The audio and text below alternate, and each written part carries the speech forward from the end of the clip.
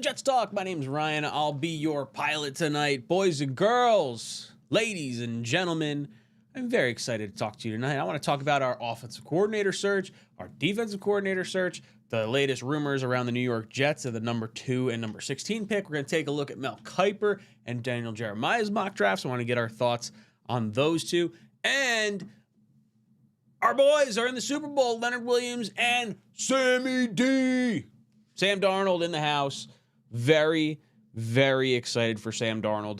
I think most Jet fans are probably feeling the same kind of way. A little bit of the, he's our guy. But, no, I'm living vicariously through the Seahawks, through Sam Darnold. He wins a Super Bowl beating the Patriots. I saw this posted on Twitter, so I'm going to steal this joke. If Sam blocks the Patriots from winning a Super Bowl, totally worth the number 3 overall pick in that draft by our New York Jets. I'm going to take a little piece of that Super Bowl home with me. I love it.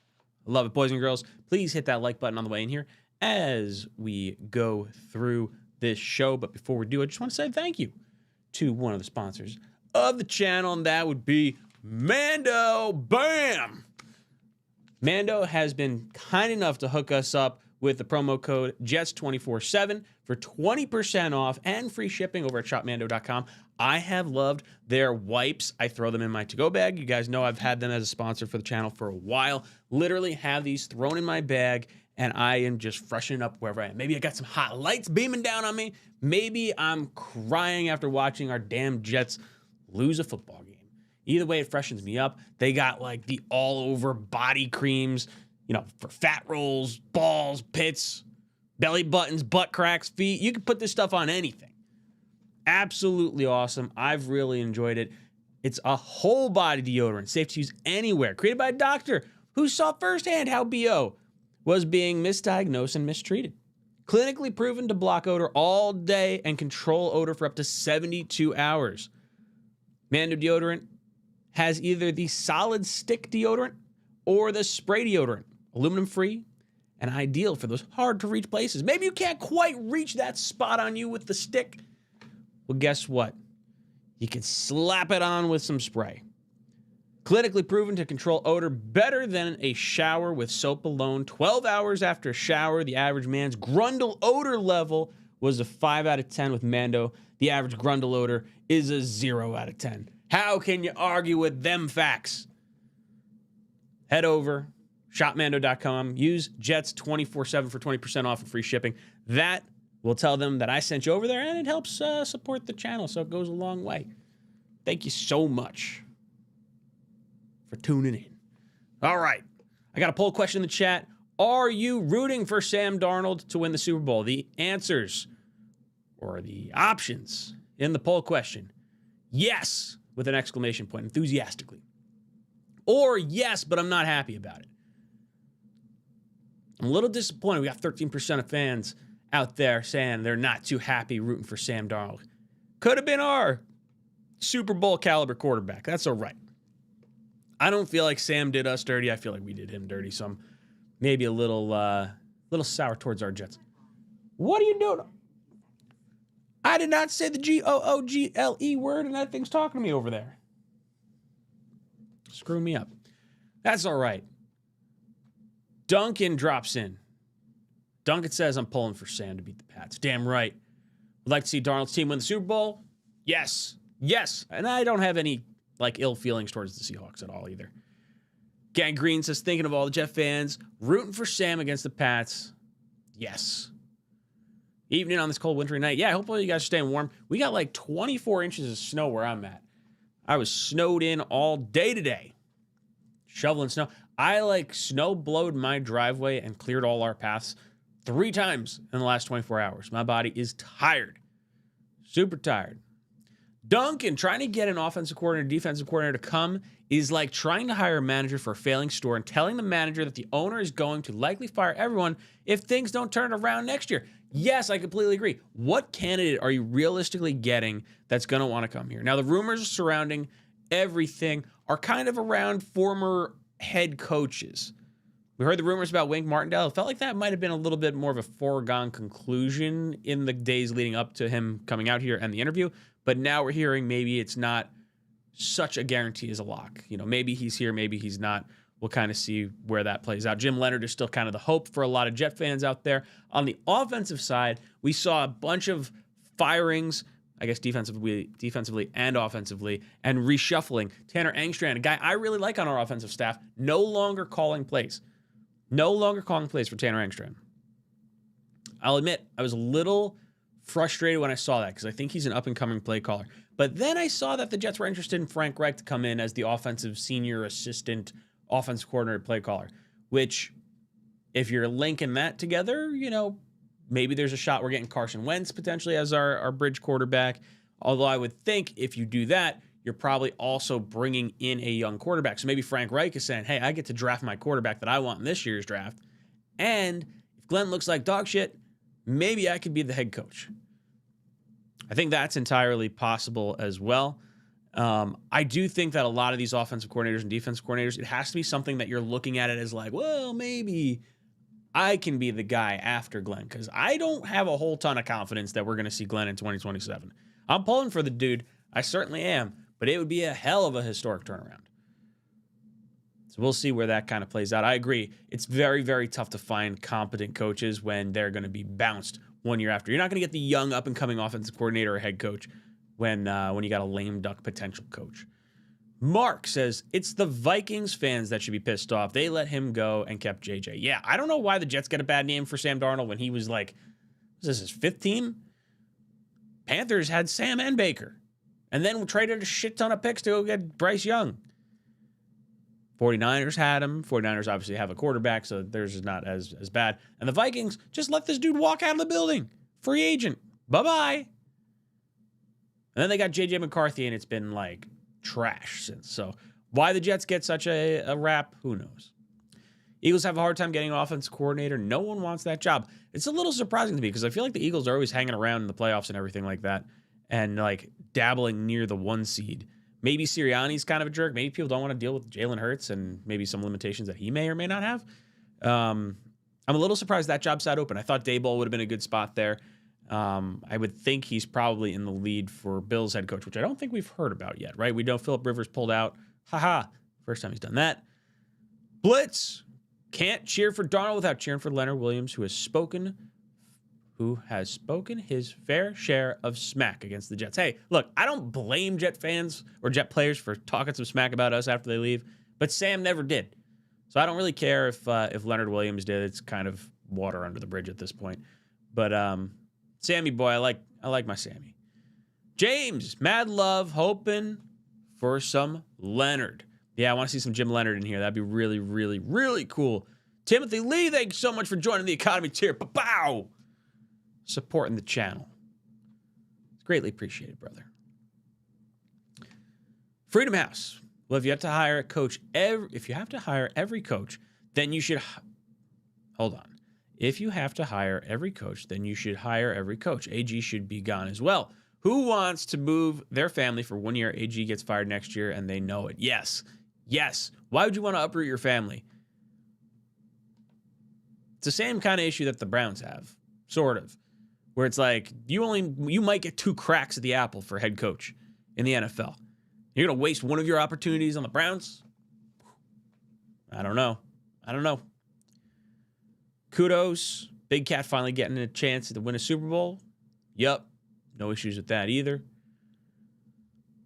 Let's get the show started, says Freddie. I know I was a little bit late. I always love to hear how many ex-Jets are in the Super Bowl. It happens, right? Teams turn over year over year like 30% of their roster, so it's bound to happen. Point being, there's plenty of stupid to go around. And all NFL teams. We don't have the corner on being the only team that does stupid things. Yeah, we do a lot of stupid stuff, but there's a lot of teams that do stupid stuff. We just tend to be blasted the most of the time. Morgan Moses leaves the Jets, goes to the Super Bowl. Unreal. Yeah, look, he was good. We had no issues with Morgan Moses. It was just we were drafting a young kid in Membu. There's no reason to retain him. I don't really have any issues with Morgan Moses either. I have an issue with the Patriots. Fuck those guys. Look, talk about an easiest path to the Super Bowl. They played like a cupcake schedule. Did you guys see the Mickey Mouse Clubhouse Twitter video of their schedule? I hope they get smacked around. I really do. Cuddy said, Mr. Ryan, put that kid to bed. It's Jets time. Damn right. Girls are asleep in bed. Actually, your boy set a timer and took a little nap. And my timer was correct, but I came over here and I had to set up some stuff, and then I came on late. So there it is.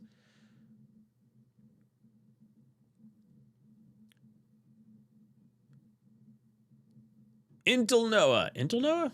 Big dog. What's good, dude? So the Pats should have kept Mayo and passed on Vrabel and not be in the Super Bowl right now, Harlan. Look, we know that we should have probably... I think it would have been fair to fire AG.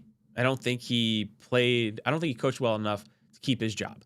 But I think when you trade away Quinnen and Sauce, and he took over the team that he took over, like, it's different than Mayo. Like, Mayo was able to draft a quarterback, and there was a whole lot of, like, positives there. Ton of cap space, and Vrabel's a stud. Like, Vrabel wasn't available when Mayo was hired, if memory serves correct. I think he was fired just after that. So, like, different situation. If there was a guy that was clamoring to be a Jets head coach, like if Tomlin was like, I'm stepping aside, but I want to be the Jets head coach, 110%. Jets probably would have fired Glenn, and they would have been like, okay, we want Tomlin. But that wasn't really the case. It's not really something that's going on here. So I think it's like not quite apples and oranges, more of like an apples and something totally unrelated. Apples and onions, we'll call it. Totally out of left field. I know we're not firing AG. I was explaining why OC and DC don't want to come here. Yes, I understood. Pump of Wall Street. We've really been robbed of everything, but we have to take pride in the Seahawks winning the Super Bowl to enjoy our fandom. Brutal. Hey, you know what? We've been robbed of a lot of shit. I'm going to take this chance to be happy. I don't get a whole lot of happy opportunities as a Jet fan. I'm going to wear my Sam Darnold jersey, and we tickle pink if he wins a Super Bowl. I'm going to live vicariously through this Super Bowl. I don't care. No one's going to rain on this parade on me. I know it's not the Jets. I don't care. I'm happy for him. Darnold was a good dude. We moved on from him. I hope he wins. If you're a Jets fan and want the Pats to win, I don't know what to tell you. Well, I think it's fair to be on Team Meteor, hopefully the planet explodes or something. I understand that. Can't root for the Patriots. I can understand not wanting to root for Sam. I just think you're wrong if you're not rooting for Sam. I'm going to tell you how to fan. Usually I don't tell fans how to fan, but I'm excited for Sam. I really am. Yeah, a ton of head coaches were available. Look, a lot of head coaches were available, but that doesn't mean they were picking us. We are not seen as a very good landing spot right now.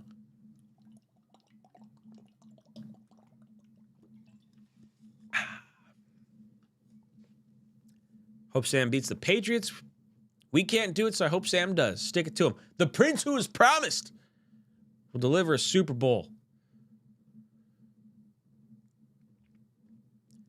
Sam has been one of the only ex-Jets to never disrespect. I agree. Makes me feel good. And it's weird that I say makes me feel good. But I think there was a lot of fans that wanted to keep him too. It wasn't like he shot his mouth off and we cut him and got rid of him or traded him in a fit of rage. No, he was traded because we had an opportunity. We had the number 2 overall pick. We screwed him because we brought in Adam Gase and didn't surround him with talent. Things could have been different. We probably hold on to him and just see where it kind of goes from there. Obviously, the Zach thing did not work out.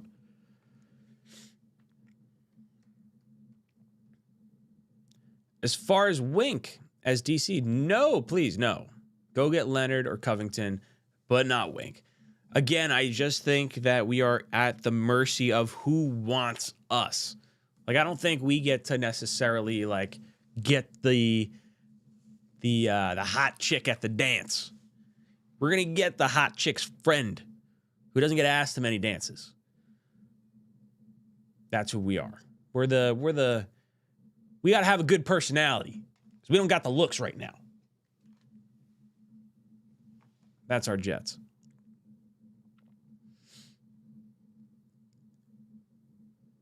Just cancel next season. I mean, yeah, it's going to be a rough one. It will be a rough one. Boss girl, but Sam did not slander the Jets and was very respectful and mature in his answers about the Jets. He took many stops and great coaching to come into his own. It reflects poorly on Minnesota. Let him go. Or more reflects poorly on Minnesota. I completely agree. Doug Peterson is potential offensive coordinator. Has his name been floated at all? I wouldn't necessarily hate that. I'm pretty like open on a lot of the shit that we could do for next year because I'm just like kind of waiting until 2027. That's really bad like way to think about things, but just be honest with you, I don't think we're in for a lot of wins next year. And I just hope we don't take ourselves out of the quarterback conversation for 2027. Like I don't want to draft someone too high, but if you're bringing in Frank Reich, it sure shit feels like they might be taking a quarterback. Cuddy, Alex Anzalone was some good news if true. Leonard.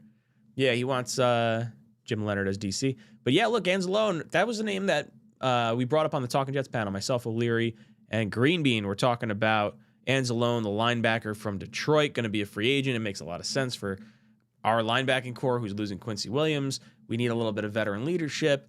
Anzalone's not a great linebacker for the long term. He's going to be, I think, 31 or 32 years old. So you're going to sign him for a year or two, maybe.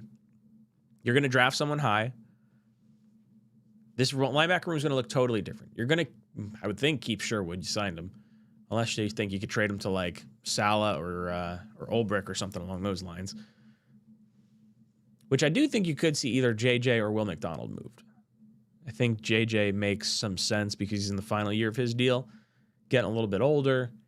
I like JJ personally. I don't really want to see him go anywhere. But I think this defense is going to look a lot different than it does currently on week 1.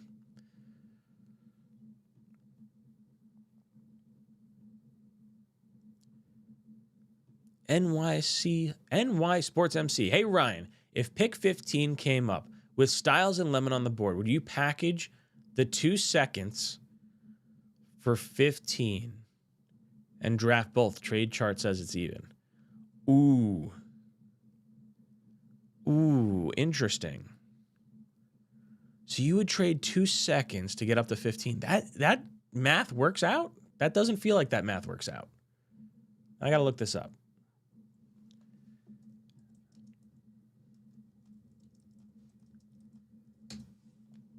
Does that actually work? So let's see. So the number 15 pick is worth 1,050 points. The Jets' 2 second-round picks are 1,000. Math is hard right now. 1,040 points. Yeah, damn, it's close. You might have to throw in like a late round pick or something. If Tampa Bay would do that, I would do that. I would absolutely do that. Because if you're telling me we're getting like edge rusher at 2, whoever that is, if it's Bain, if it's Bailey, if it's Arvell Reese, I kind of lean Arvell Reese in this. And then all of a sudden you have Mekhi Lemon and Sonny Styles on the board at 15, and you could take them back to back 15, 16. Yeah, I'd probably do that.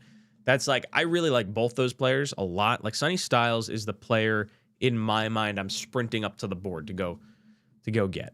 Mekhi Lemon, I like a lot. I would be very happy with him as a selection for the Jets. I think he might be wide receiver 2 in this class. And I think he might wind up going higher, and Tyson might fall a little bit further because of the injury stuff. I feel like Tampa Bay probably wouldn't do it. But if the opportunity arose, like I understand we need a lot of help, a whole lot of help, but those are like probably the 3 biggest positions outside of quarterback that you need. And if I'm going to burn a 33rd pick or a 44th pick on a quarterback anyway, and you're telling me I can get 3 legit impact starters, I would say, yeah, I would do that. And then you kind of forego the quarterback. Damn. If that were an opportunity, I'm interested what you guys think about this. Eagles fan base is miserable, and for a winning franchise seems to be a ton of locker room drama. Yeah, well, I feel like Sirianni's kind of a prick, and I feel like Philly in general is just kind of like a douchey city. I wish we could have half the success that Philadelphia has. Yeah, I don't know. It's a weird spot. I mean, I think most people would want to be a coach of Philly. Like, if that job opens up, I would imagine their cap space is probably going to get funky a little bit. They're going to probably trade A.J. Brown to the Patriots in this offseason. I don't know. I think the Eagles are in an all right spot. Unfortunately, Wink is probably the best we can get in our current situation. I agree. Tank for time. No, Jets deserve the most flack for Sam Darnold. They drafted the kid, invested the most into him, and completely squandered him, failed him, and convinced the entire league he sucked. Jets are inept. Look, I don't think the rest of the league thought he sucked. He was traded for like a second, a 2, a 4, and a 6? Like, that's a lot for a shitty quarterback. And then he hopped around other teams. He won 14 games last year, and they got a nice contract. I'm pulling for Sam. I'm sorry. Jets are going to get the most crap because we have the biggest fan base, and haha, lol, Jets. That's how it goes. Is Frank Reich a good hire if it happens? And is Wink as bad as everyone is saying it is? I think everyone's doom and gloom about Wink. Wink was like a top candidate at one point, like a few years back. And then obviously we saw him with the Giants. They were, I think they were middle of the pack, if I remember seeing the rankings. I think I'm thinking of the right ones. But I guess he's like New York sort of soured on him. As far as Reich goes, he didn't have a great stint. Where was he last? Carolina? I think he was in Carolina last. Now I gotta pull it up. But I think he was he one and done? He was one and done, 2023. So then they traded, that was the year they traded up for Bryce Young, right? And then it kind of like all went to shit. Since then, he has been interim head coach at Stanford and senior advisor at Stanford. He wasn't, let's see. We know about his time with the Colts. Prior to that, Philadelphia, and obviously Wentz kind of followed him around a little bit. I don't mind Reich if he comes in. I think we could do a lot worse at senior advisor. Again, I think it's really just a one-year Band-Aid, and we're going to get a whole new kit and caboodle next year. Fletch, Ryan, thank you for not obsessingly crying about Glenn and for looking for positives going into next year. Unlike YouTubers who will remain nameless. Hey, look, I understand why people are sour on Glenn. I very much want to see him succeed. He was not my top candidate. I actually, outside of Vrabel, Flores was my top guy, but who knows how he would have been as a head coach. Glenn, I like that he wanted to be here. That's honestly, part of the equation. Like, I want someone who wants us. It's the same way I feel about free agents. Like, I don't want to vastly overpay to get someone in here. I think Glenn looked like he was over his head, and I think there was opportunities for him to prove that he was a better coach. Like, I think Muji's been a better GM than Glenn has been a head coach. And look, hopefully he just turns it around. I don't know what else to say other than that. Just gotta hope. They should just offer Leonard assistant head coach. If they fire Glenn, he could be an option for head coach. I wouldn't hate that, but you still got to find out like who his offensive coordinator is going to be, because next year, like, I very much, if Glenn's gone, like, it has to be an offensive head coach. I would want Joe Brady if he doesn't get hired this year. That's kind of my hope. Kubiak, if he doesn't get hired. Those are kind of the two names that are floating around unless someone shakes free.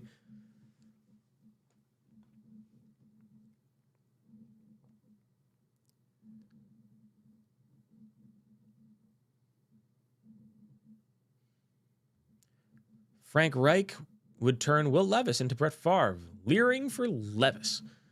I wouldn't hate going after Will Levis either. I don't think he's going to cost a whole lot. Like, if you want to take two cracks at the apple, you want to say, hey, we're going to bring in Wentz and Levis and then maybe draft someone in the mid-rounds. Like, I don't necessarily hate that quarterback room. Then you got Zappy kind of floating around there. The quarterback options are interesting. If you guys watch my video on the 10 options for quarterbacks, I didn't go into the rookie quarterbacks. I only looked at like bridge quarterbacks / potential maybe long-term answers if they kind of work out. So if you guys don't have any questions about the stuff I put out there, I honestly don't hate. I don't want to say I don't hate. I'm not a big Kyler fan. I'm not a big Tua fan, but we could do a lot worse than those two if you want to do it. I personally like the very low cost quarterback options and just hope for better results than kind of going with those guys. But I could see the Jets wanting, or at least I could see Glenn wanting to win and then spending a little more money than maybe fans want him. I don't think the Jet fan and Aaron Glenn things they want to do are aligned right now. I think it's kind of, they're askew in some capacity. And we're just kind of hoping he doesn't blow all the picks and all the money on stuff to save his job. Ugh, we'll see. Jets are a masterclass in making stupid decisions. Yes. Hate to see Taylor 3 block the field goal. Yeah, that was bumming me out. I was really hoping the Broncos would win that. You know what? I'll say this. I was not pulling for the Patriots. But before the championship games, I very much was pulling for Sam Darnold. And I was like, man, it would be kind of cool. The Patriots already got a zillion Super Bowls. I don't care if they go to another one. But it would be very cool to see Sam Darnold beat the Patriots. Like, Sam Darnold beating the Jarrett Stidham-led Broncos is like takes a little bit of wind out of my sails. It's going to feel really nice if it's the Patriots. I'm going to wear it like it's one of ours. The Jets should put up a fucking banner in MetLife because of Sam Darnold winning a Super Bowl against the Patriots. That's what it should be. AG was a master manipulator. If he could maneuver the team the way he maneuvered to keep his job, we'd be in good shape. Ooh, burn. Ryan with the second pick. Should we draft Bain, Lemon at 16, or at 2 draft Tate and trade up for Styles or Downs? I think the correct pick, I don't particularly want to trade up. You could convince me pending the price. Like I would move up for Styles. I don't know if I would move up for Lemon. It depends what it is. I'm probably only willing to give up one of our seconds. I don't know how much higher that really gets you. But as far as the number 2 pick, I think it should be edge rusher.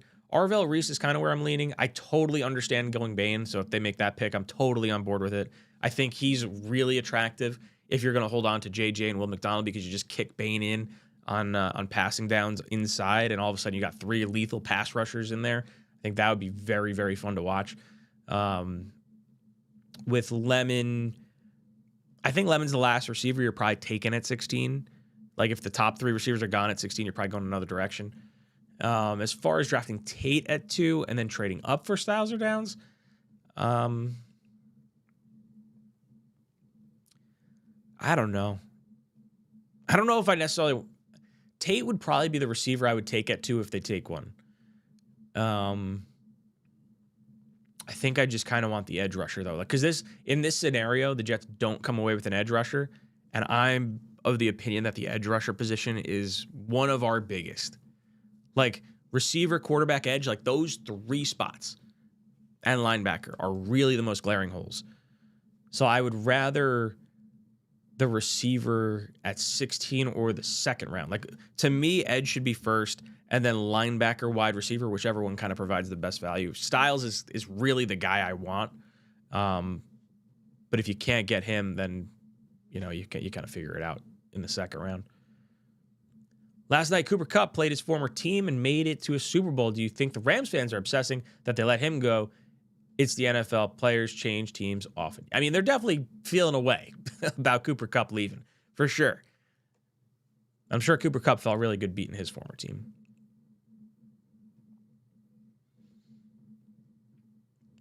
Man, I hope we take Downs. He's probably the best player in the draft, and we need a safety.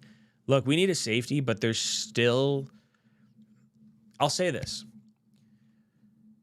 The draft is never a guarantee. So if you're telling me you're getting a Pro Bowl perennial safety, fine. Like, I understand that. I think you could find safety in free agency. Like, I'd like to get Brisker or, I mean, heck, if you want to double dip in free agency, I'm like kind of totally fine with that. I'd much rather get the edge rusher because a safety, you're paying maybe, what are top end safeties getting? Like 17 to 23 million, somewhere in there. Top edge rushers getting like 40 something million. So, like, to me, I'd rather have 5 years of an edge rusher that's going to wreck games. Like, quarterback, edge rusher. Those are the 2 most important positions in the NFL. Safety just does not impact the NFL the same way. And that's not to say anything bad about Downs. Like, I think there's a ton of teams that are, if they're safety away and you were sitting at number 2 because your quarterback got hurt or something like that, like, yeah, all day, green light, take them. I don't think that's the pick for the Jets, though. I think that would make a mistake. Or I think that would be a mistake. Now, there's also the argument like, hey, I'd rather just have the sure thing as opposed to a risk, but still, I don't think the Jets are in that spot for safety.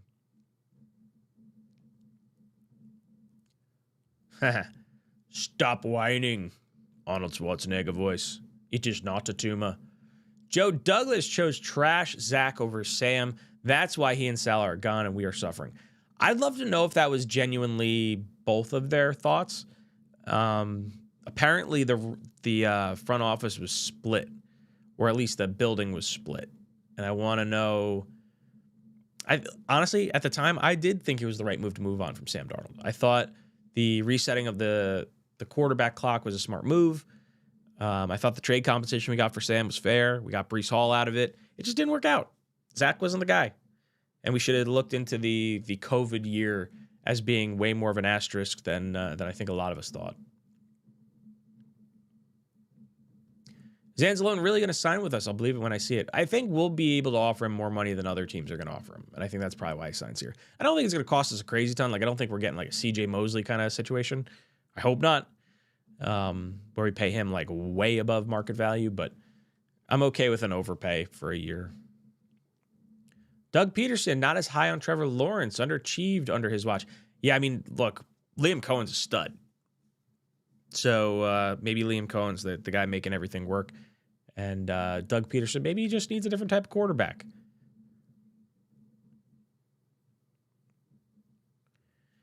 If we hire Wink, I'm pretty sure Arvell Reese is the pick of number 2. If there's anything he can hang his hat on, it's blitzing, and Reese would be a great fit for that kind of game plan. I think whoever our offensive or defensive coordinators are, our GM should just select the best player at 2. I don't think you necessarily overly analyze who our coaches are, because these coaches may not be here. Now, of course, our GM may not be here either if he's tied to the hip with Glenn.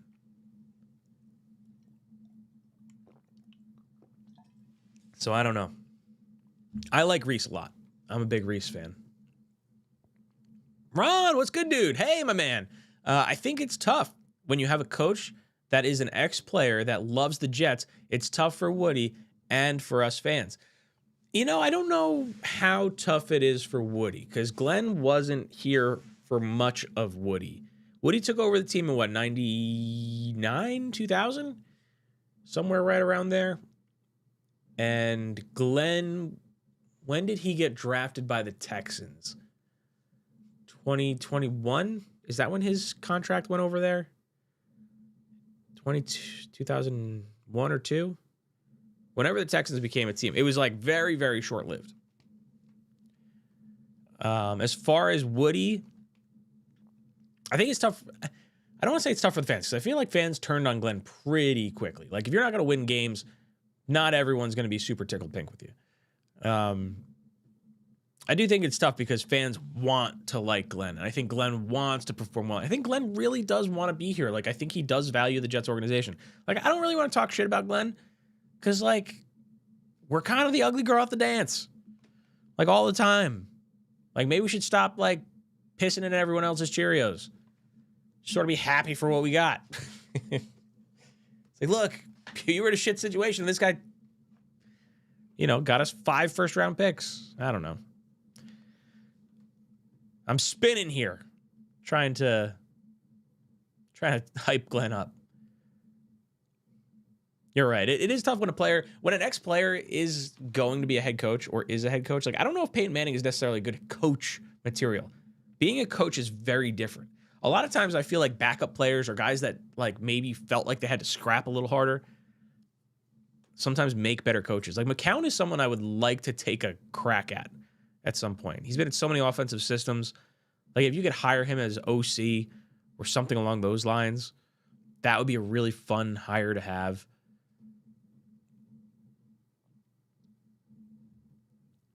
Mumtaz, what's good, dude? Says, could Offseason get any bleaker? Pat's back in the Super Bowl. Do we have it in us to skip day 1 or 2 quarterback and wait till quarterback-rich class next year? Best player available all the way. I do want best player available, although I am open to day 2 quarterback, whether that's trading around and picking a 3rd-round quarterback or taking one in the 2nd round.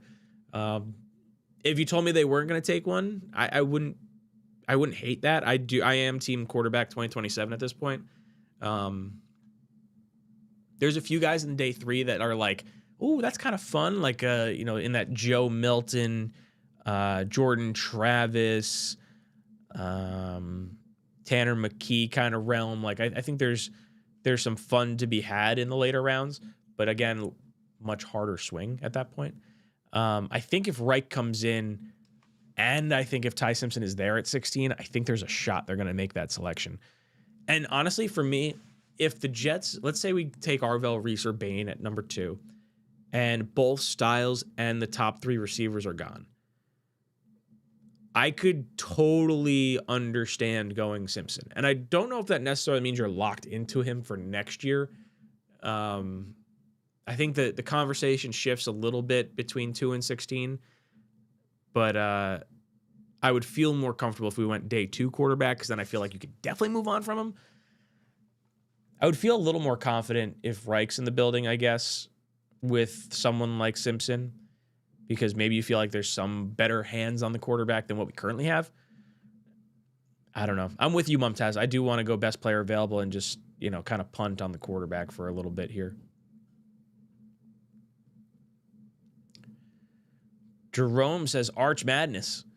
Yeah, I mean, I don't know if we're going to be bad enough to get the top pick. I'm kind of hoping that the Colts are bad enough to earn the top pick, and we're like, finding our way, and we're like, maybe 6-7 wins. We find a way to get to that mark, and we're not all bitching and moaning. That's the dream, right? Like, have one of our other first-round picks get the number 1 overall, and we perform better. Ryan, who's your favorite free delivery that you want to sign? Who's my free agent that I want to sign? Linderbaum, hands down. If you can get Linderbaum, 5 years, $20 million a year, yeah, on board. Let's do it. I don't know if it's happening. He might be going to the Giants, unfortunately, with Harbaugh going there. Yeah, I would say Linderbaum's my top one. Outside of that, I'm kind of good with, I think I want to go after a safety. Anzalone's a linebacker I think the Jets should try to make sure we get on the team. If you want to get JFM, there's a world in my mind. Picture this defense. Adding these 6 players. Let's say you get 𝐼𝐸 at 2. You get Sonny Styles at 16. And then maybe you get a safety with one of the 2 second-round picks. Halsey, the LSU safety is a popular name, or the kid from the USC, Karami. One of those guys. And then you bring in a Brisker. You bring in JFM or DJ Reader, who are both free agents and have ties to both Muji and Glenn. And Anzalone. All of a sudden, you've pretty shored up the middle part of your defense without too many hurdles. That is entirely possible to have happen for the New York Jets. I got to create my mock offseason. I have a whole bunch of thoughts in my head that I want to see happen. I really like the idea of trading for Rashawn Gary. I think there's an opportunity he might become available. Maybe they try to re-sign him for cheaper, but I would poke around before they just cut him. Lou! It's good, Lou. Lou says Rams need a future quarterback. If they want Ty, they could trade us. Number 2 could be very valuable to the Rams if they did want that. If they did, what kind of offer could we get? So I don't think the Rams are going to trade up for Ty Simpson. I did talk about this, though. If they were to come up, both first, they have 2 firsts this year, and they have a first, obviously, next year. That would not be enough in the trade value chart if you wanted an even trade, or hey, there's a quarterback, we should move out. We want Ty Simpson to get hyped up as much as possible, because that would be my dream. I would love to trade out of 2 for the Rams picks and do that. But I think because the Rams aren't going to the Super Bowl and they're not winning, I think they're more likely to sit at 13 and then say, okay, if Ty Simpson is there, we're going to take him there and not give up the extra picks, because they could just as easily take a quarterback next year, and they could keep loading up the roster for Stafford to try and go another run at it. I don't think they're going to make any kind of trade up for a quarterback. So I don't think Ty Simpson even makes it to the Jets at 16. I'll be honest. I think he's going to go top 10, and I think his floor will be the Rams at 13. And I do hope that happens. I'd like to get that sort of plucked away from our Jets. I'm going to feel a little bit of a way if the Cardinals go with Ty Simpson at 3 and the Jets are sitting in between 2 quarterbacks and we wind up like going the edge rusher. And hopefully we don't get like Vernon Golston. Like that shit would suck. And then both quarterbacks on either end of us start playing well. God, that would drive me up a fucking wall. I don't want to see that happen.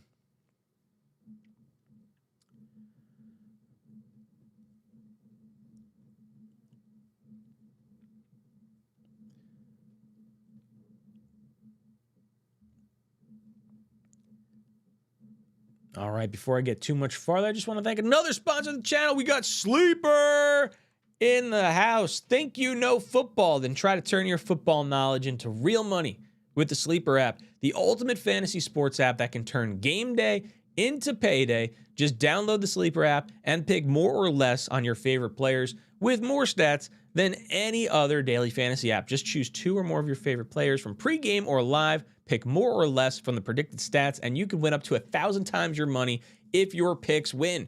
Use promo code JetsTalk. You'll get up to $100 match on your first deposit. Terms and conditions apply. See Sleeper's terms of use for details. You know I'm going to be playing Sam Darnold. I'm going to take the over on everything Sam. I'm running with it. Thank you for sponsoring the channel. Pat, Ryan, who's your favorite free agent quarterback you want to sign? So I made a video of my top 10 quarterbacks. Let me see. Do I actually have the... Oh, no, I did it in my post-production stuff. Sorry, I thought I had it queued up here, and I don't have it. I had a list of 10 quarterbacks that I thought the Jets would be considering, and there was a few names that I actually probably should have included that I didn't include on that. But I think if there's a situation where the Dolphins cut Tua, I'm kind of gravitating towards him. I think he could be fine as a bridge quarterback. Like, I don't think he's going to stir the pot necessarily. And you would get him for the vet minimum. The Dolphins are paying him a crap ton of guaranteed money anyway. So let your division rival pay him a ton of money. I know he's not very good in the cold. I know he's made of glass. And, like, I'm kind of okay with all that. Like, if he gets hurt, then, oh, no, the Jets are going to have a really top quarterback. And he has the highest win percentage of all the quarterbacks. So I think Glenn may like that. That's my thoughts on Tua. Kyler, I don't know if... I think he's more than likely going to get cut, but I don't know if he becomes... I don't know if Kyler wants to come here. Like, I feel like you almost have to trade for Kyler. As far as, like, connections with Frank Reich, Carson Wentz becomes pretty attractive. I'd be kind of cool with that. He hurt his shoulder, his non-throwing shoulder, last year, so I'm assuming he's probably going to be fine for the regular season. He's kind of been that little bit of a bridge / mentory type quarterback, and I think for a former high pick, it's probably good to have something. And I think he's got some wisdom he could pass down, similar to like Winston and Mariota and those guys. I don't want to spend a crazy ton on quarterback. That's sort of where my head's at. That's why Tua on the vet minimum contract is like appealing to me. Wentz would be appealing. Honestly, Joe Flacco would be a great, bridge quarterback. I think he can still sling it. I think there's a possibility he might go to the Steelers. Kirk Cousins, if he becomes available, would be interesting. I feel like he's probably going back to Atlanta at this point with Stefanski. You could sway me on a bunch of different ways. I don't think I'm like so gung-ho one way or the other this year.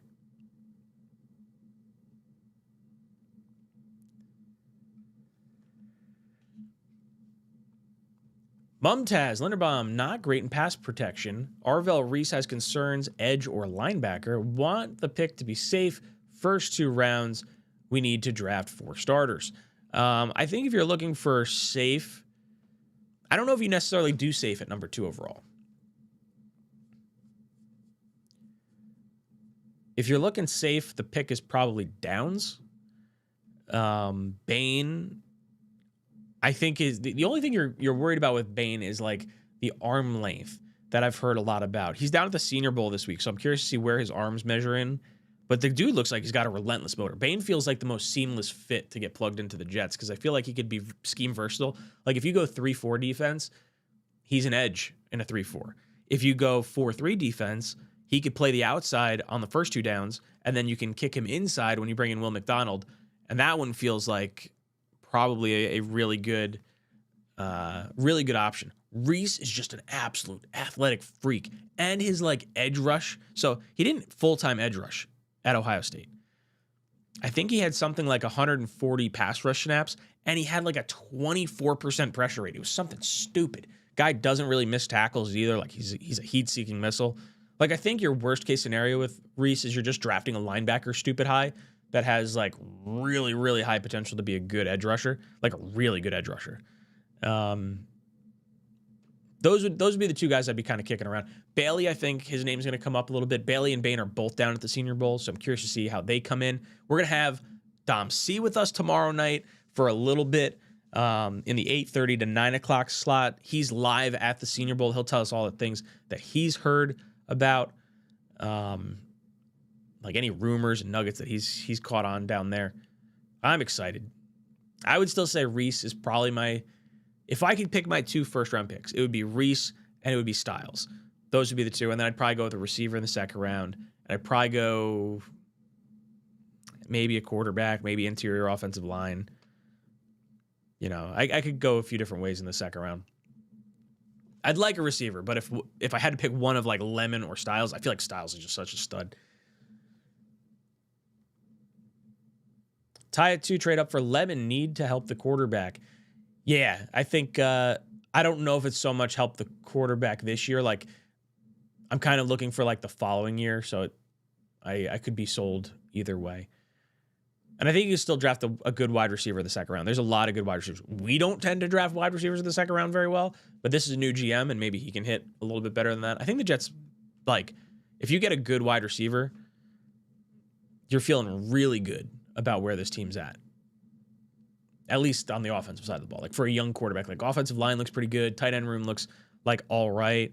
Wide receivers, if it's Garrett, new wide receiver, plus Mitchell and Mitchie, you give them an opportunity to duke it out. And that doesn't mean you can't take a wide receiver with one of your 3 first-round picks next year either. So, plus you got 8 day 3 picks that you could just kind of take cracks at dudes. Yeah. Tank for Ty. There is no blue chip player at a premium position a la Myles Garrett, Nick Bosa. If they believe Ty is a franchise guy, he's going to be the pick at 2. I agree. I think if they think he's a franchise guy, you should take him at 2. Even if you don't love the amount of starts, which is kind of my bugaboo on him. I wish I'd seen a little bit more. I don't love this staff to develop Ty Simpson, and I think that's probably where Joe Blewett is as well. Joe and I were talking last week on the Talking Jets panel with Matt, and we've kind of gone back and forth behind the scenes a little bit. I like Ty Simpson. I like him a little less because of our staff. And I think if you've identified him as the quarterback and you're like, oh, I kind of like him, if he falls to 16, chances are we're going to take him at 2. I don't want to do that. I would like to take the edge rusher, personally. And if he falls to 16, think about it. Day 2 is really where I'd like to kind of go with quarterback this year. But who knows? Tank for Ty. You could be like celebrating. Are you going to celebrate if we take him at 2? Drop that in the chat. I'm curious. Like, are you like gung ho Ty at 2, or just Ty anywhere? Like, obviously, if we get him at 16, you probably feel like he's, oh, we got to steal because I would have liked him, wherever.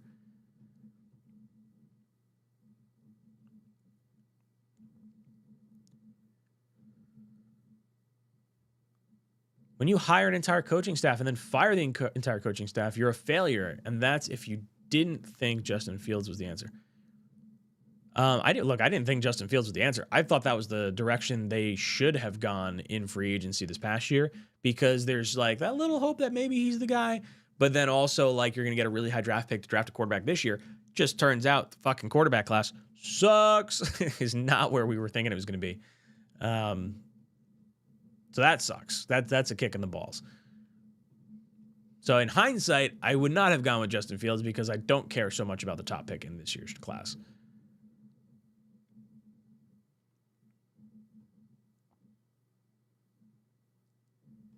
Give Jordan Palmer a bunch of money to come in and coach the quarterback. Let him develop a rookie before he gets thrown to the wolves.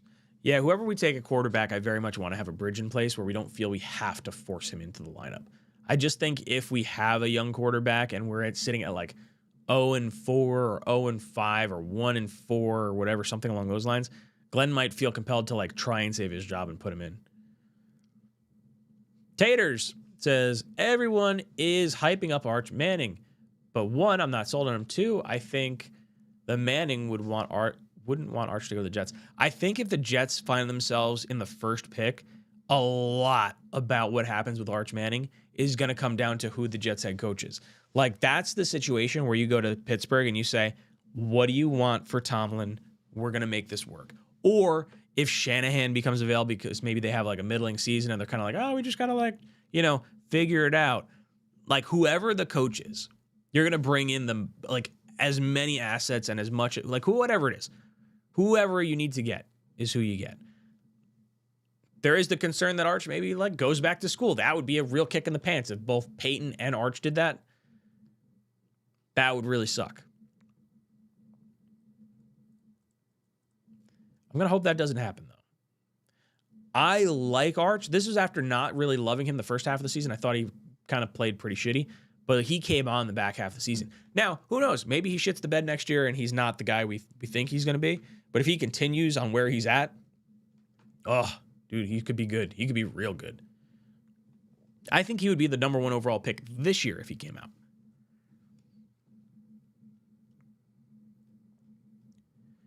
If you waste 16 on a quarterback and don't use him in 20, if you waste 16 on a quarterback and don't use him in 2027 and draft another one, that is terrible use of draft capital with all the needs you have.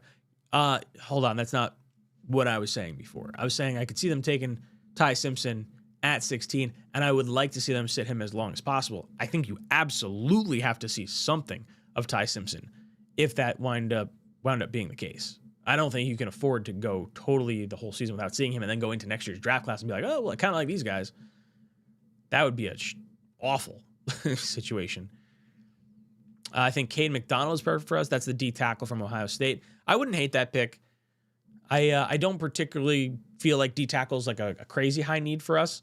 Like, I would rather just get like a big run stuffer in the later rounds and then add in like a JFM or someone along those lines in free agency. But you could do a lot worse than Caden McDonald. I wouldn't have a problem with that.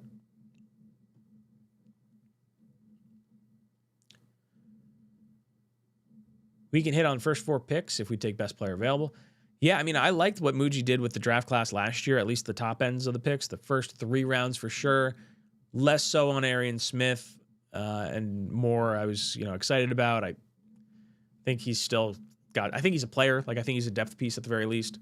But I think you feel good about the top end draft picks that Muji made.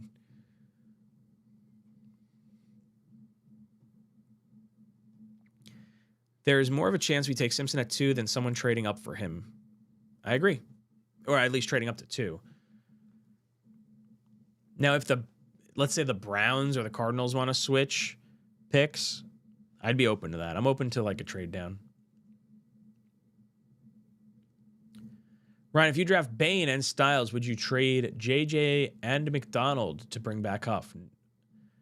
No, I don't. I don't want to. I don't want to trade both those guys to bring back Huff. I personally really like JJ. I think they would keep Will McDonald just because of the age difference and then not having the injury.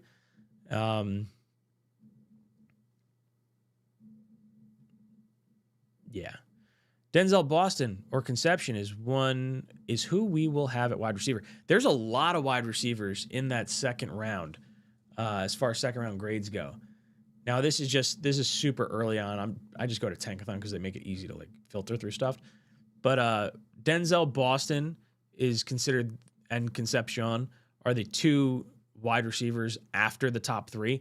So you're talking they rank him number 20 Boston, number 25 is KC Conception.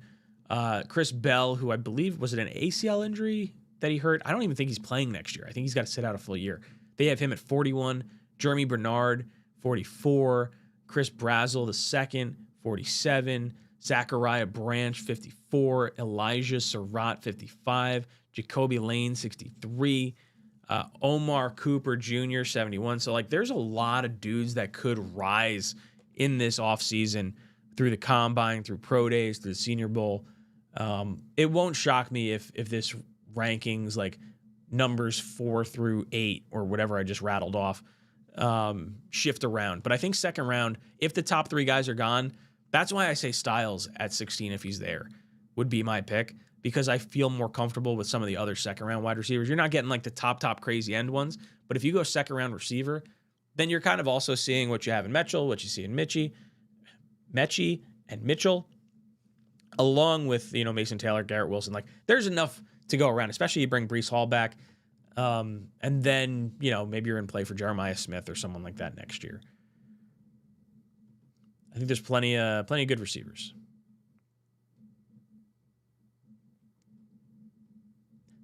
Pavia is not getting drafted. 5'9" is crazy. Yeah, he was listed at 6 foot 207. He weighed in. I think the official was 5'9" and 7/8, and like 198 pounds or 196 pounds. Not ideal.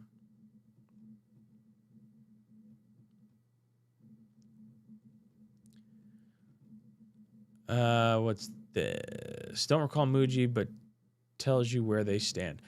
One thing I'll say about Muji and like the thoughts of like Bane and Reese and who he might go for, I do think Reese is kind of where they would lean on this, because Reese has the athletic traits where Bane would have to be a historic outlier with the arm length, assuming the arm length is shorter than desirable. And Muji had a comment when he was with Denver talking about it's hard to overcome certain historic trends, and arm length is for edge rushers is one of those things. That's not to say they wouldn't make the pick, because he does say, like, look, you've seen these guys play against football players. Like, if they can play ball, they can play ball. So I don't think that necessarily removes Bane. But if that's any kind of insight into how Muji thinks, then I would think he may lean Reese in the top part of the draft. Reich as OC, Leonard as DC, Willis as quarterback. I'm down with that. I tend to think Willis won't choose here. I would absolutely, if Willis wants to come to the Jets, that would be my first option. I just don't think it's gonna go.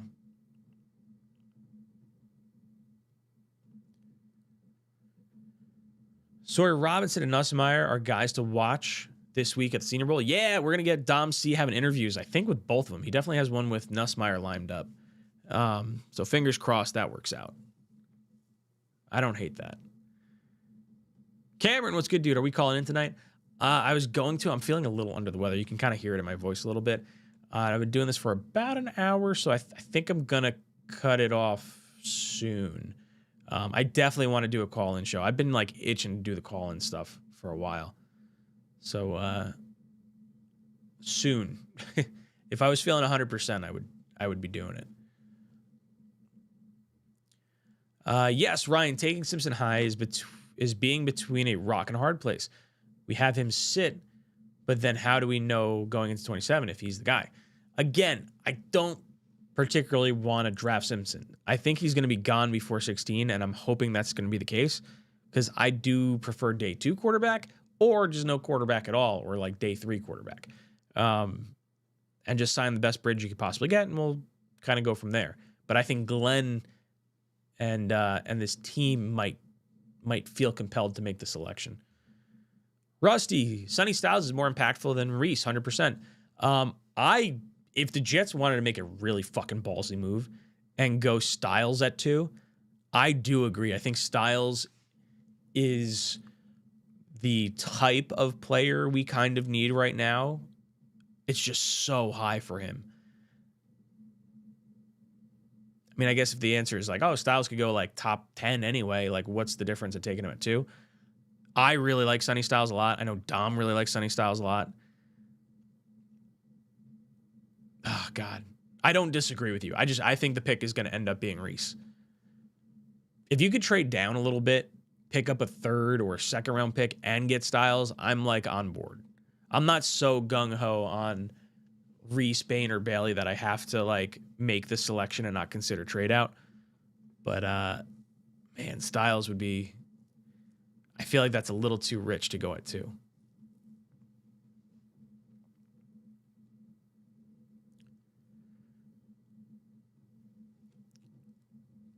Kuka, Jet fan, says, at number 2, I feel like it either needs to be quarterback or a guy that can get to the quarterback. Texans and Broncos showed us that what a great pass rush can do. Bailey or Bain, please, at number 2. Yeah, that's why I'm sort of thinking it's got to be edge rusher.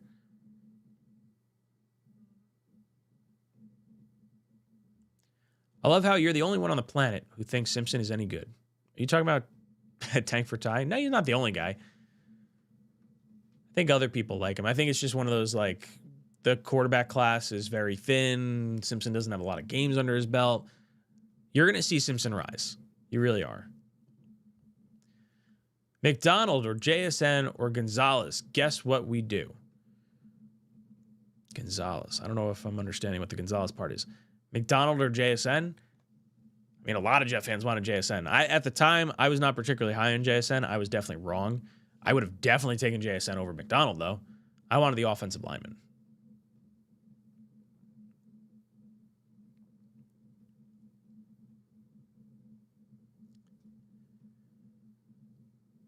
Connor Rogers likes Simpson. He does. He actually had the Jets taking Simpson at number 2. He had the Dolphins taking Mendoza and the Jets taking Simpson. This was like probably midway through the season or so. So a lot of people, I shouldn't say a lot of people, there are going to be people that really like Simpson. I think as you drill down into the combine and the meetings and everything, I think Simpson's going to rise. And I think he's going to be in contention for the number 2 overall pick. I really do. I don't particularly want to make that pick, but I think his stock is going to rise a lot. Let me in. Signing Anzalone and bringing back JFM would be 2 good signings for the Jets defense. Yes, I 100% agree. We were talking about both those guys just a little bit ago. I was saying there's a world where the Jets on the defensive line, I could totally see the Jets get 𝐼𝐸 at number 2. I could see them going JFM or let's go edge first. Let's get Rashawn Gary in a trade for a late round pick because they're going to cut him potentially. You bring him back home. He played high school football 20 minutes from MetLife Stadium. Guys averaging anywhere between 7 to 9.5 sacks. 𝐼𝐸 at number 2 or edge rusher, maybe it's Bain, whatever.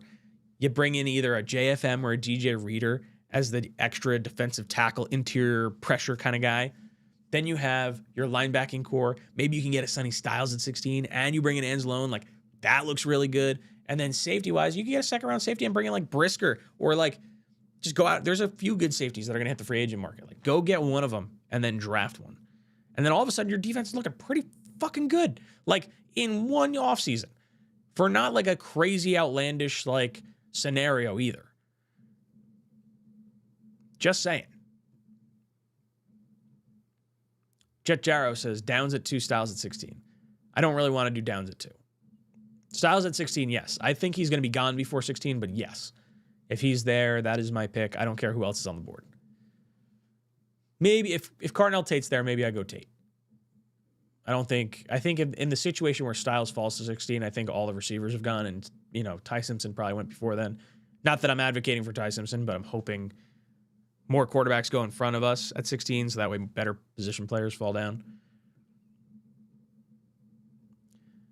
Jets play meaningful games in December with Tua. I honestly think Tua is like one of the best options at quarterback for the Jets. Veteran minimum, could get hurt and wind up with a high draft pick either way. Like, I honestly don't care about his health, as bad as that sounds. The upside is there. He's so young. If it works out, cool. If it doesn't, all right. I'm kind of like, just entertain me for a year and, like, let's grade the rest of the roster. I think Tua can do that. I think a change of scenery is probably needed for him. I think Kyler's probably the most talented quarterback that we could get this offseason. I just think he's going to cost a lot more. I don't particularly like Kyler, but I don't hate it if the Jets wind up with him either.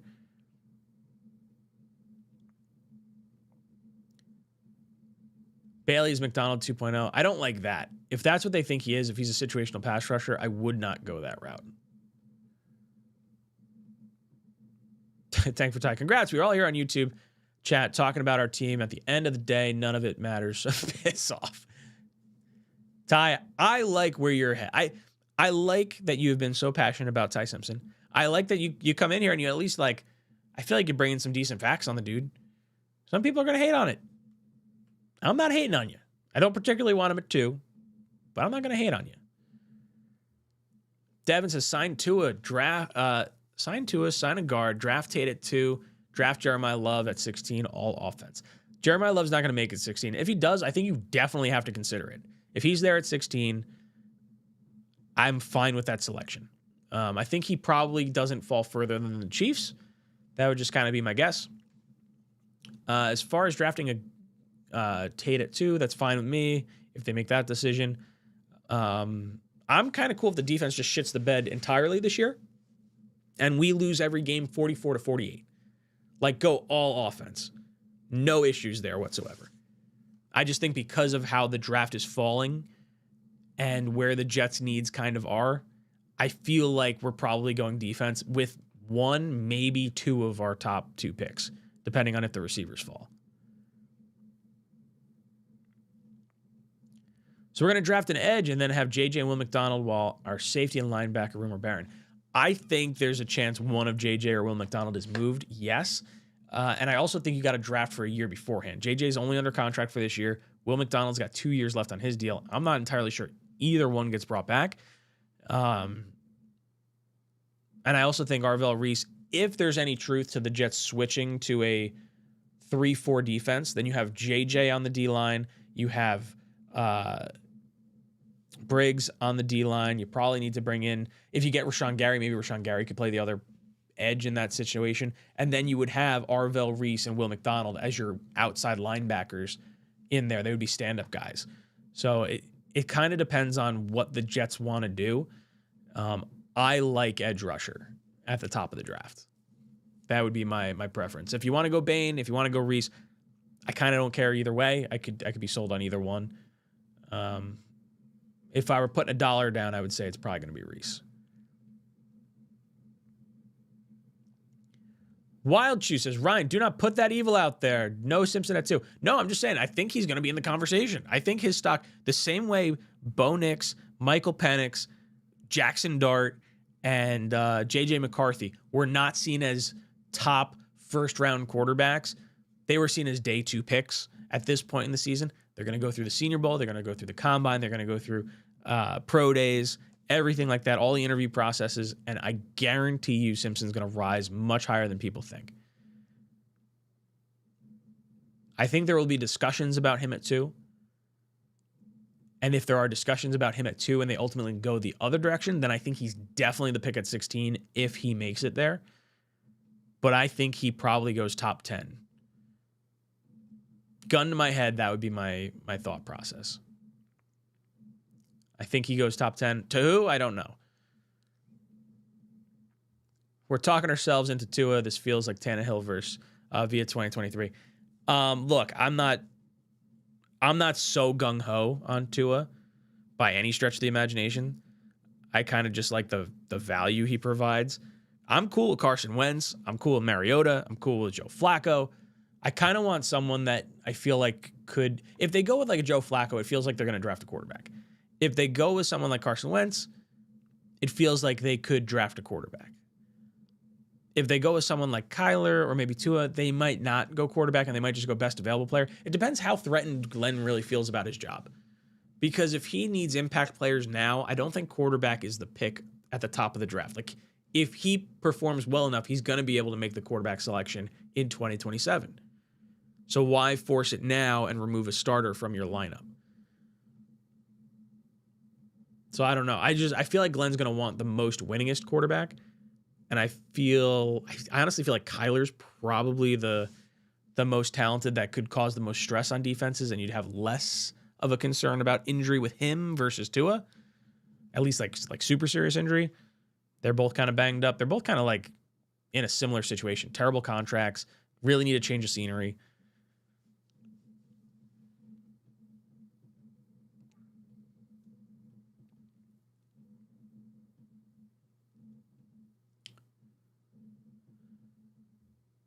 Ty says, evaluation process is not even started yet. Simpson is a better prospect than McCarthy. Bo Nix, Penix, he's a better prospect than Mendoza. He will be a top 10 and a franchise quarterback.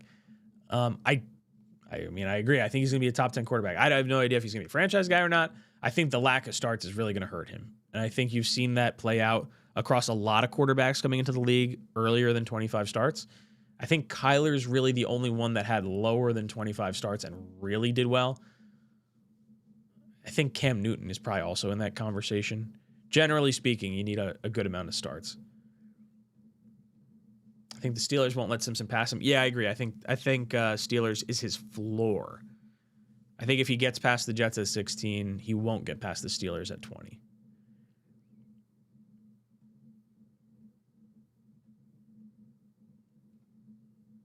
Oh, wait. Who's Down's uncle?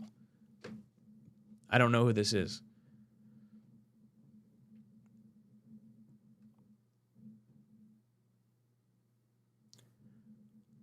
Ideally, if we got a third somehow, I'd go quarterback, then not before.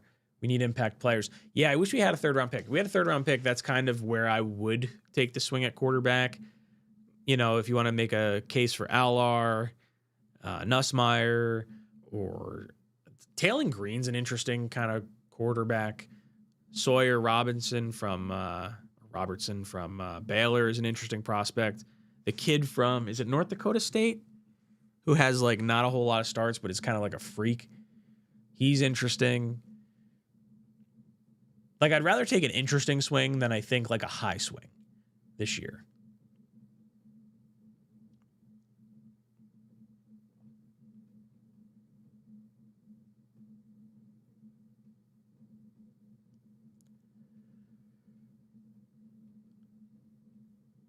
Dre Bly is Caleb Down's uncle. Yeah, I guess that could be interesting.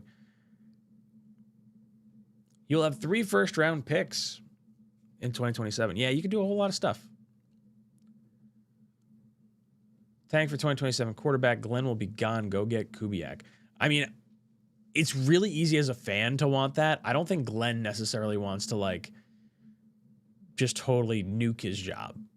So he's going to have to win. That's what I'm saying. Like, there's this weird dichotomy of, like, okay, Glenn wants this stuff, but the fans and the franchise really want this stuff. That's why I would love to see, I guess not see, but I would love Woody to have the discussion with Muji and say, hey, you guys will be graded separately on the jobs you do. So that way Muji could be here beyond this year and Glenn could be or maybe couldn't be. Build it as if you're building the best team for the future, not as if you're trying to win right now. That's my biggest, like, fear.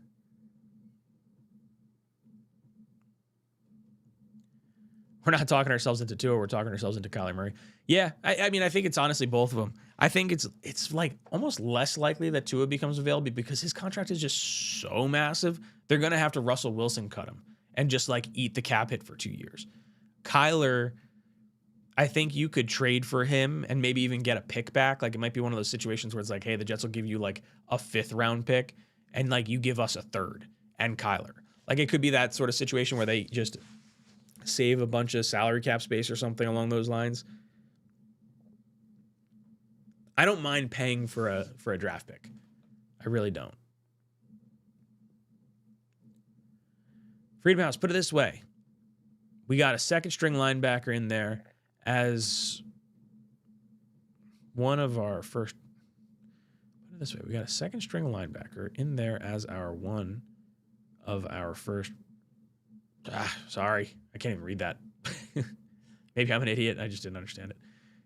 Question, does our 2026 scheme 3-4-4-3 change your pick in Bain or Reese?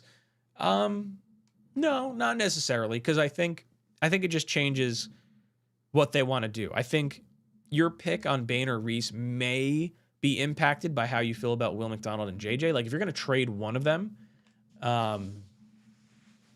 then you probably want to address it slightly differently.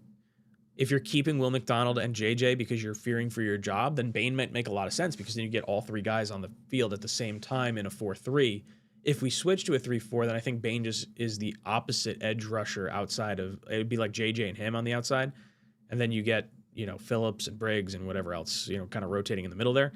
And then I think Will McDonald becomes an outside linebacker. If you go with Arvell Reese, then I think you also have to find an edge to go opposite JJ, but then you have Arvell Reese and Will McDonald as the outside linebackers. So I don't necessarily know if it changes based on scheme who we take at 2, because I think both guys could fit into either scheme. I think the floor for Reese is like a really good linebacker with the potential to be a freak edge rusher. Bane, I think you kind of know what he could be, but there's the fear of the arm length maybe being an outlier. I'm pretty happy with either one. I think as long as the Jets get one of those two guys, I'm pretty happy headed into our second pick.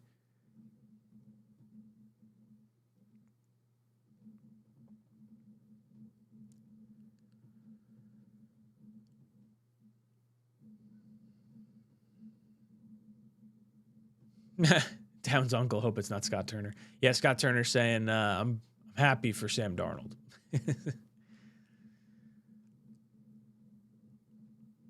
Nussmeier's the only dart throw worthy. I don't think he's the only dart throw. I think someone's going to fall in love with Allar's size and athleticism. I think there's some interesting guys that could be taken day 3. I think when you think of like a dart throw, Nussmeier earlier is interesting, especially since his dad was is an offensive coordinator, quarterback coach. When they go home for holidays, they're just talking ball the entire time. Like that's sort of a cool pedigree. And I feel like Nussmeier could be just a long-term backup in a worst case scenario situation. And I think you need that too. I just don't know if that's the pick Glenn would make, because then you're burning one of your starters to like take a crack at a guy that maybe isn't a franchise quarterback.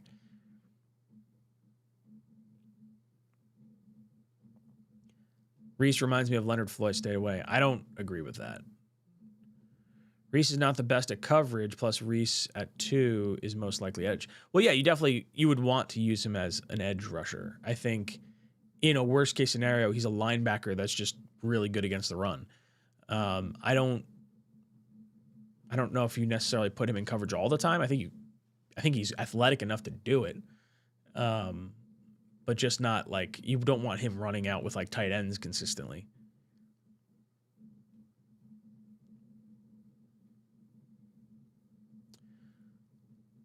So it is heading the direction of Wink. I mean, last we kind of heard it was, and then there was that little bit of like rumblings of like, oh, it's not necessarily a done and finished deal. Like maybe there's someone else sitting out there. I don't know. I tend to think that we don't have a ton of crazy options out there for us, because I don't think anyone wants to hitch their wagon to him.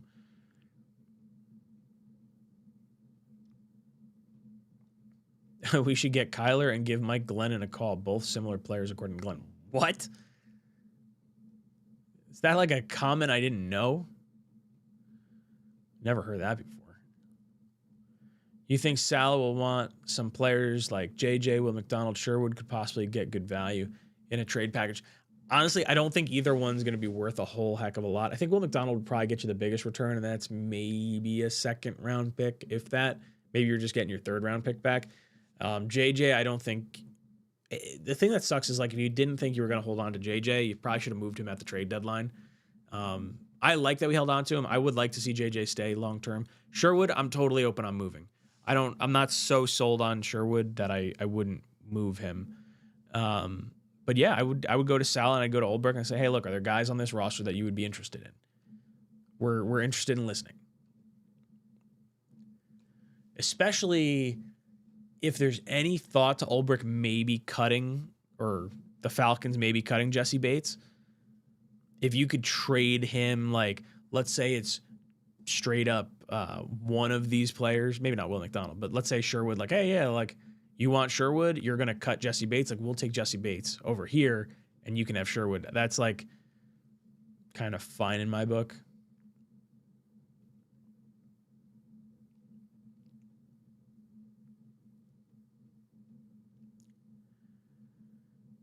If Arvell Reese hits his ceiling, he's a better Micah Parsons or Khalil Mack. I mean, if I would settle for Khalil Mack or Micah Parsons, like either one.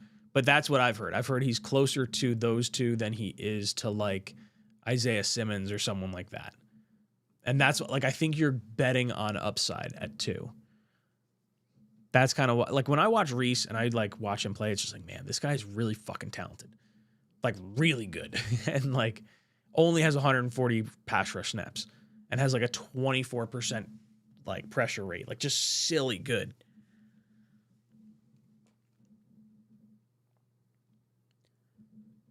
Lucas says, Bane, Lemon, don't overthink it. No issues there.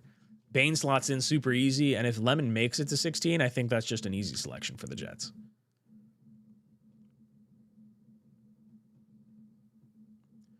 Saunders doesn't like Reese. Says, screams bust. I don't know. I mean, I guess anyone could bust, but man, Reese looks really good.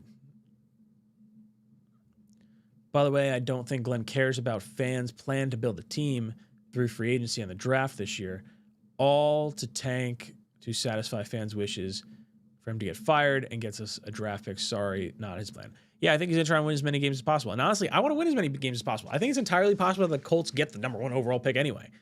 Like, if I'm looking ahead, I think the Colts pick could be the selection, wherever it is, that is the pick we use to make our quarterback selection next year. And then we just need one of the Cowboys or the Packers to just implode. All it takes is like one ACL injury, and all of a sudden these guys are like, you know, picking top 5. Like, there's a chance the Jets could have multiple top 10 picks next year.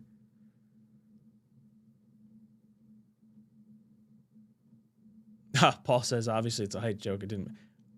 Where was the height joke? I totally missed it. It went over my head. Ha ha. Because I'm not super tall. I'm 5'9", like Diego Pavia. Lemon definitely won't be there at 16. I like moving up and getting Sonny Styles and letting go of our linebackers. That sucked. If you told me we could move up and get Sonny Styles for like one of our second round picks, I'd probably do it. I'm fine with making 3 selections of our 4 if it's 3 guys we really want. I just don't want to give up 33. Like, how high could you realistically get if you go 16? So you give up 1,400 points. Oh, wow. I guess so. If you give up 44, mathematically, you could get up to the 8 pick. Interesting.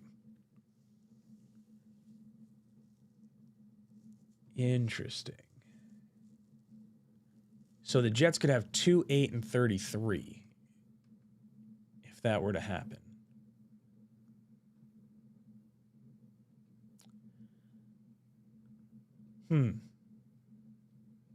Guarantee yourself an edge rusher plus Styles, plus call it a receiver at 33. I don't hate that.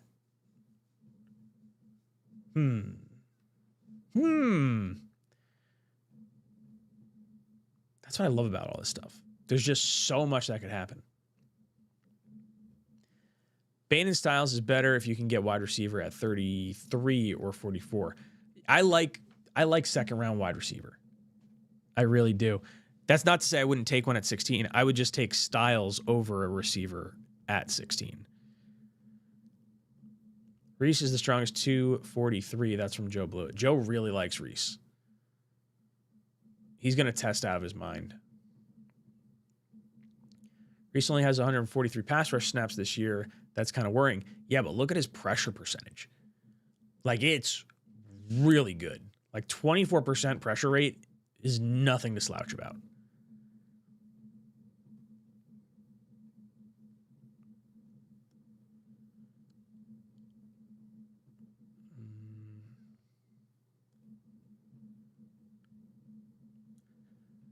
Bell at 33, Akeem Mesdor at 44 would be my dream draft. Now I gotta look up Chris Bell injury. I thought it was an ACL. Yeah, he's December 10th ACL injury. Like, are you really gonna draft Chris Bell at 33 and like just not play him for a year? Like, if you're Glenn, I don't think that's happening. I don't think the Jets are in that kind of position. Jets' track record with second-round wide receivers has been cheeks. Don't get me wrong. We are not good in the second round, but this is a new GM. Can't carry those into Muji's realm because he didn't make those picks. If we move up to 8, I want Lemon. I think if they move up that far, they're going to go for a wide receiver. I mean, I really like Styles. I don't I don't know if they're going to trade up for Styles. I think if they get their defensive player at 2, they might want to get the best offensive player they can get in a trade-up scenario. Do you think we'll trade Sherwood to the Titans? Salah likes to bring his band back together.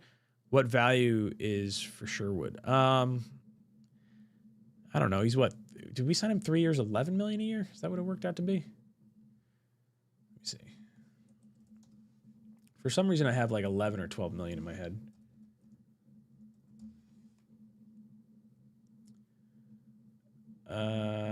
Sorry, 15 million a year. 3 years, 15 million per. $45 million contract. If the Jets trade him this year, he's guaranteed $15 million, but I'm not sure how this is split up. He's not a crazy high cap hit. He's still young. I'm open to trading him. I think he did not perform well. I'm also fine with like keeping him and seeing like what he looks like with kind of more competent defensive players around him. I have no idea what his value is.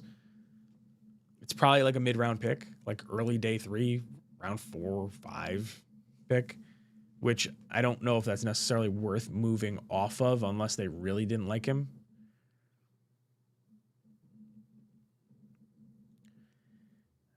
David's hitting the nail on the head. Eagles went mostly Georgia prospects in defense, and it worked. Reese and Styles, or Downs and Styles. Could it work? I love poaching the Ohio State guys. Like, there's a world in my head where it's like, okay, Reese, Styles, McDonald with our first 3 picks. Like, you could do a lot worse. Like, I'm totally fine with bringing in a bunch of Ohio State guys. And then it sets you up next year, potentially going like, there's a world where you could get Julian Sayin and Jeremiah Smith. Like, it's not totally out of the realm of possibility. If the Colts and the Jets are both really bad and you have like multiple top 10 picks, it could shake out that way. Now, do I think that's likely? Probably not. You could do a lot worse than building around one of the best teams in the country. Yo, good to see you. Hope you're doing well. With the snow, next season, our teams play each other. Yes. And snow-wise, we got like 2 feet of snow over here. Snow blowing, a lot of snow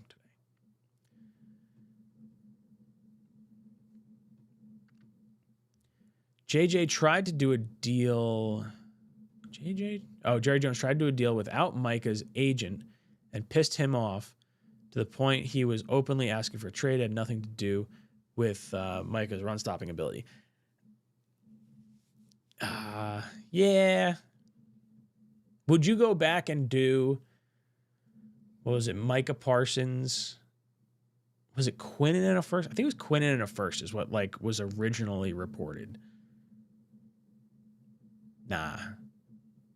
I like him. I think the Jets, we can get our own Micah Parsons. Jet says, Ryan, if you had a lifelong contract, what player would you give it to?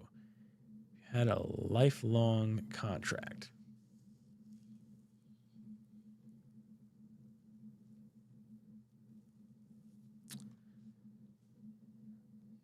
It's got to be a quarterback, right? Like, is it Mahomes?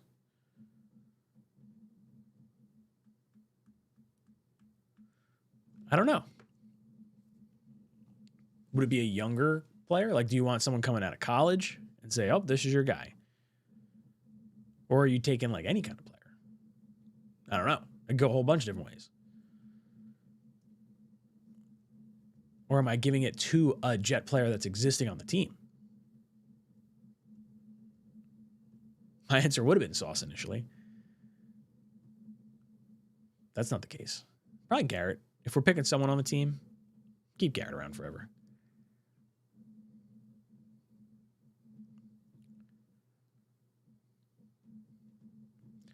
Arvell is a freak. Doesn't mean it'll translate. Downs is for sure as it gets in this draft. But yeah, safety isn't as important. I mean, if they feel like Arvell Reese is like too risky, then go Bain. Ohio State Jets. Just kidding. No, it's true. I'm fine with it. They started doing it this year with Myers and Justin Fields, and obviously Garrett and Ruckert are already here.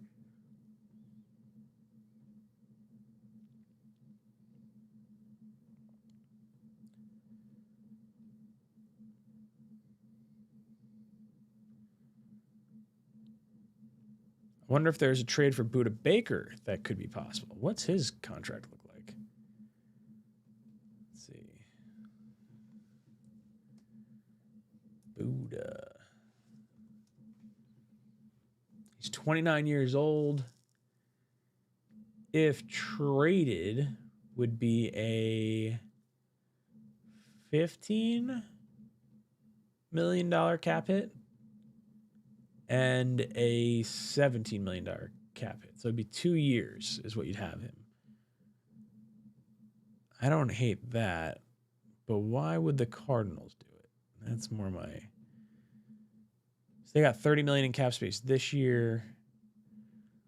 Let's see if they trade Kyler, how this impacts. Oh, they save a ton of money if they trade him.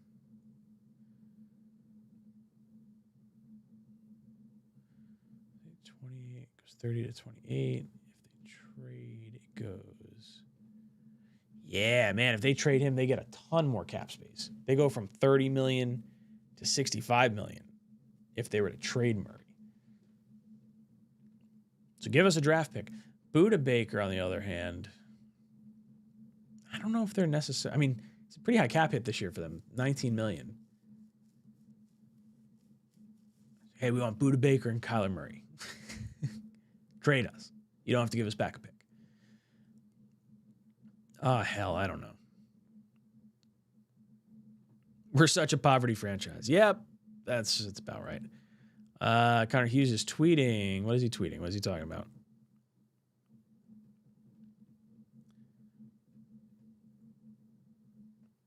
Didn't they extend Budda Baker already? They did. He's got 2 years left on his deal. Just don't take it, Ohio State quarterback. Yeah, the Ohio State quarterbacks haven't worked out so far. CJ Stroud's probably the most successful, and he's not looking so hot right now. Julian Saiyin's going to be a hot name next year. I love the I'm going to be a Super Saiyan.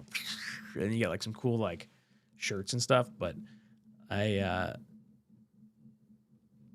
understand being hesitant on the Ohio State quarterback because of how much talent they have.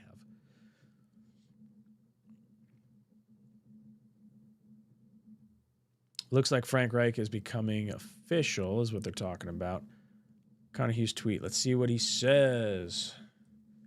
I saw earlier it seemed like it was heading that direction.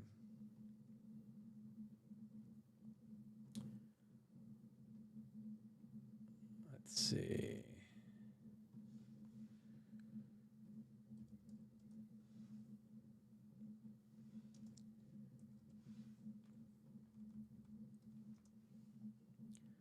Most recent tweets from Connor.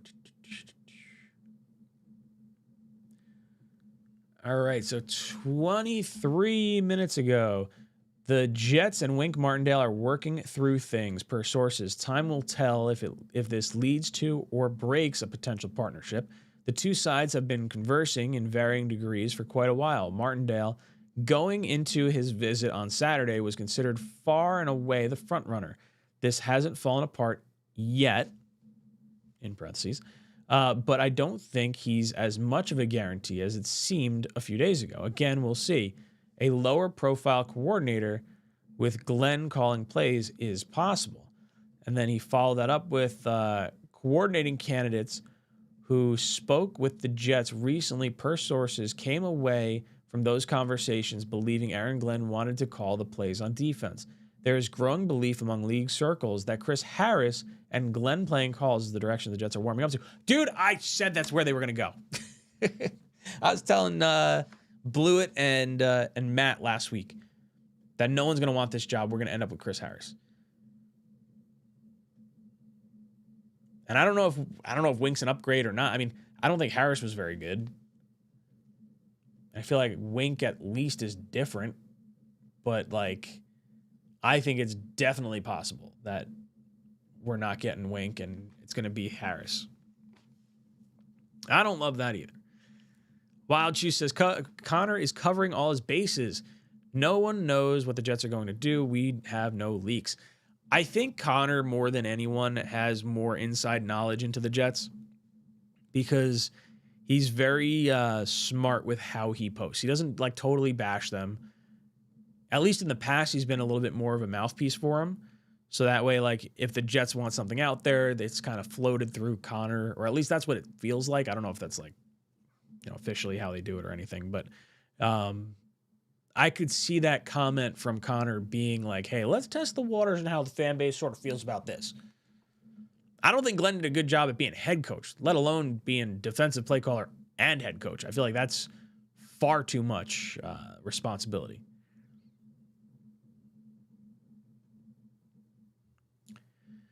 Yeah, but Ryan, then we're hearing it's Wink, then Harris. Is Leonard still in play? We'll know when we know. Yeah, look, I don't think... I'm going to assume Leonard's not in play. If I were him, I would say, why don't you wait one more year before you come over here? I'd love to see him, but I don't want to see him get bounced after 1 year. That would bug me. I wanted him for defensive coordinator a bunch of years ago. I think he was still at Wisconsin at the time.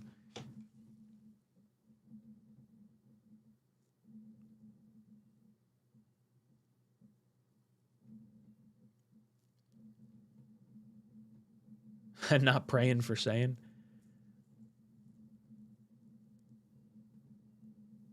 I'm not locking myself into any quarterback for 2027. I'm going to wait and see.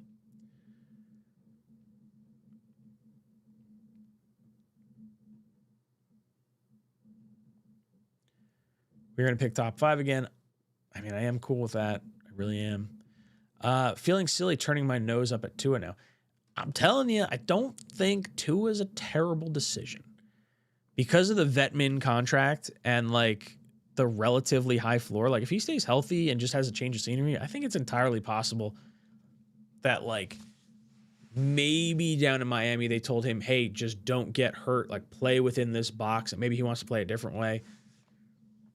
He might be a bad quarterback too. Like I'll be honest, I'm not a Tua fan, but he's an intriguing enough option that I think him and Kyler probably provide you the most potential. Tanner McKee should be our number 1, with Trubisky as our number 2. If Ty is there at 33, we should draft him. I don't think Ty's going to be there at 33, but if he does make it to 33, I would say yes, definitely draft him. Tanner McKee, I think you're going to have to give up like a higher pick than we feel comfortable with. If you give up a 4th rounder, do you do it for 1 year of Tanner McKee, or do you re-sign him to a contract? I don't know. I like Trubisky as a free agent.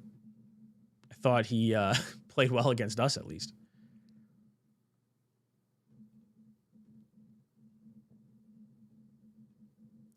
Are you going to do your Fix the Franchise video this year? Yes, I'm going to. I really just need to like sit down and like type up my whole Word doc.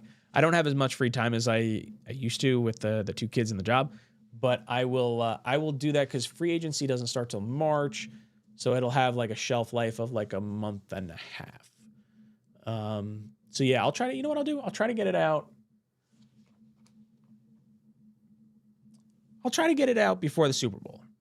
I'll try to do that, and I'll have everything kind of like soup to nuts what I think the Jets should be doing. It's one of my favorite videos I do each year.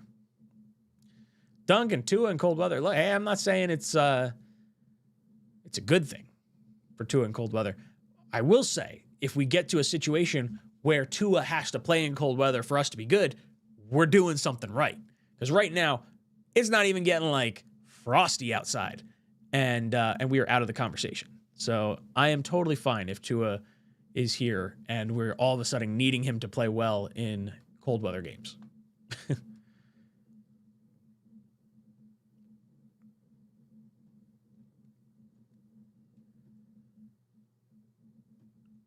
Why couldn't Leonard be retained as defensive coordinator if Glenn were fired? Shoot, how about the Jets telling Leonard he could get head coach shot if Glenn gets canned? I mean, he could totally get retained. I think it's also likely that whoever becomes head coach could want their own guy.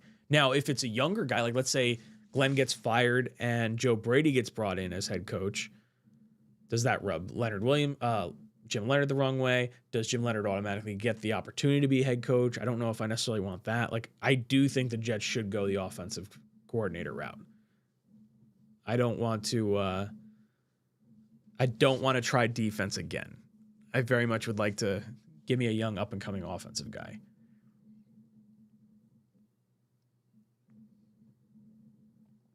Kyler might be good until GTA 6 comes out. True.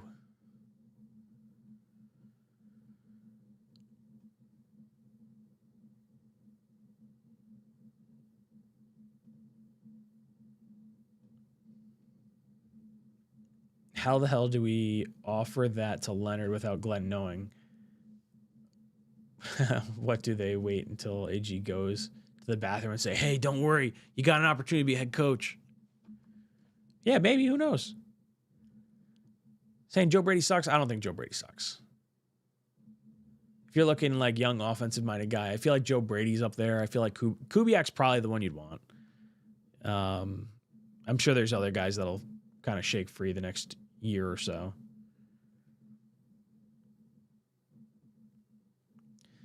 All right, gang. I said I was going to do an hour. I wound up doing an hour and 45 minutes. This is a little longer than I was planning to be on here for. But I appreciate you coming out and hanging out with me tonight. I'll be live tomorrow with the Talking Jets panel, 8 o'clock to 10 o'clock. We got Dom C coming on, 8:30 to 9 o'clock, live from the Senior Bowl, so we get to ask him a whole bunch of draft questions. We got some big news. Big news tomorrow. Big news. Huge news for the Talking Jets panel. Going to leave it as a surprise, but huge news during tomorrow's show. So make sure you tune in. That's a little bit of a teaser for tomorrow. But we got something new that we're going to throw your way. All right, boys. It's been a lot of fun. Poll question. Are you rooting for Sam in the Super Bowl? 87% say yes. 13% say yes, but I'm not happy with it. I'll tell you right now, this Jet fan over here is very happy for Sam Darnold. I'll be pulling for him, and I'm going to live vicariously through those Seahawks. If Sam wins the Super Bowl, that is de facto Jet Super Bowl. Kind of. It's about as good as I can ask for another team winning a Super Bowl at this point. So, boys, I'll see you tomorrow. Jet.